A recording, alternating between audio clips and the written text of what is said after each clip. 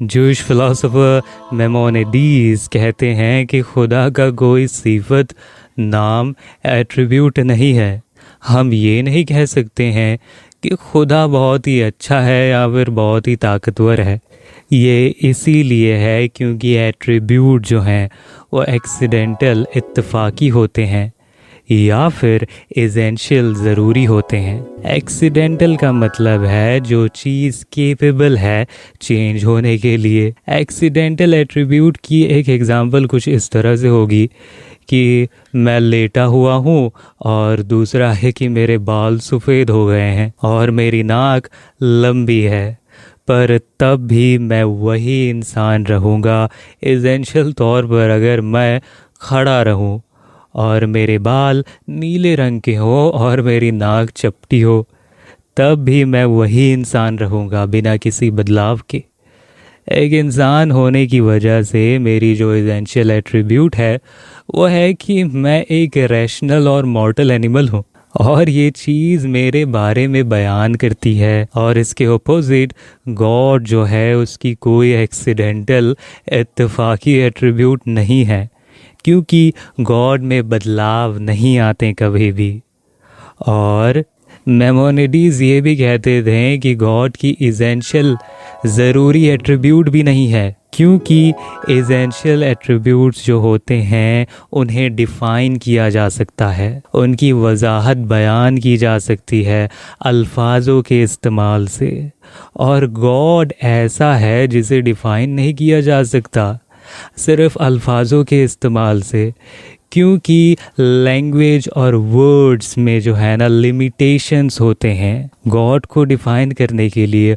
और इसी वजह से गॉड का कोई भी एट्रीब्यूट, सिफत नहीं है। मेमोनिडीज़ क्लेम करते हैं कि हम गॉड के बारे में चीज़ें तो बयान कर सकते हैं, जैसे कि गॉड सबसे पावरफुल है, वो सबसे अच्छा है और सबसे ज़्यादा परफेक्ट है, पर उन्हें इस तरह से समझा जाना चाहिए कि वो हमें गॉड के एक्शंस के बारे में बता रही हैं, ना कि गॉड के वजूद, बीइंग के बारे में। और कुरान में खुदा अपने एट्रीब्यूट्स इसी तरह से बताता है हमें। और ओल्ड टेस्टामेंट जो है, तौरात, उसकी बहुत सारी डिस्कशन जो है ना इसी तरह से होती हैं। तो जब भी हमें कहा जाता है कि गॉड हमारा और सारे यूनिवर्स का क्रिएटर है, हमें इस तरह से समझना चाहिए कि गॉड ने किया क्या है, मतलब उसके एक्शंस, ये नहीं कि गॉड किस तरह की चीज़ है। एग्जाम्पल के तौर पर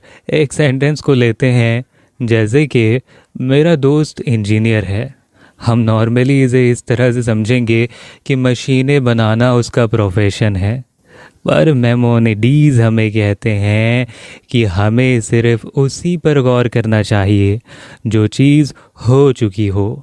तो फिर इसे अगर हम अपने एग्जाम्पल पर फिट करते हैं तो हमें कुछ ऐसी चीज़ मिलती है कि हमारा दोस्त जो है वो मटेरियल्स के पुर्ज़ों को शेप देता है।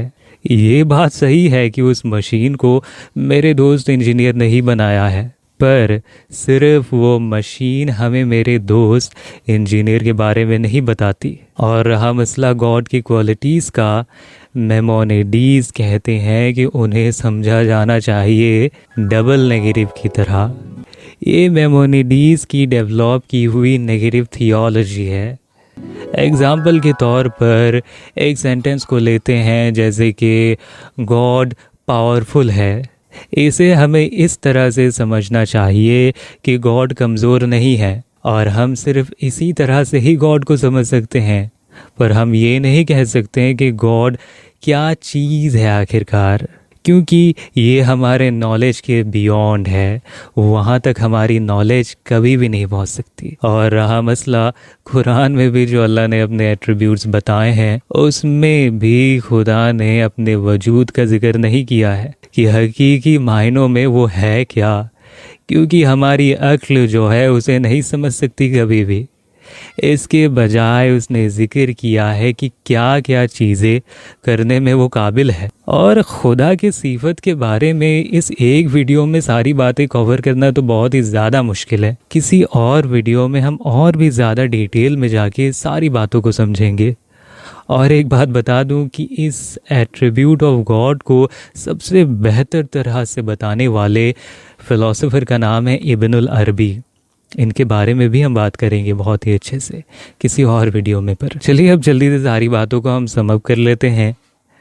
पहला एट्रीब्यूट जो है वो एक्सीडेंटल इत्तेफाकी होते हैं या फिर एसेंशियल। और दूसरा, गॉड का कोई भी एक्सीडेंट नहीं है। और तीसरा, एसेंशियल एट्रीब्यूट को डिफ़ाइन किया जा सकता है। चौथा, पर गॉड को डिफ़ाइन किया नहीं जा सकता अल्फाजों के इस्तेमाल से। देयरफॉर इससे हमें पता चलता है कि गॉड की कोई भी एट्रीब्यूट नहीं है। एक आखिरी मेमोनिडीज़ की कोट मैं आपको बताना चाहूँगा। वो कहते हैं कि सच्चाई को एक्सेप्ट करने में हिचकिचाना मत, चाहे वो किसी भी सोर्स से आए दुनिया के। उम्मीद है कि ये वीडियो आपको पसंद आई होगी, और अगर पसंद आई होगी तो लाइक दबाना मत भूलें और सब्सक्राइब करना भी मत भूलें, और बेल नोटिफिकेशन आइकन तो ज़रूर दबा दें। तो फिर मिलते हैं अपनी अगली वीडियो में। ख्याल रखिएगा तब तक अपना।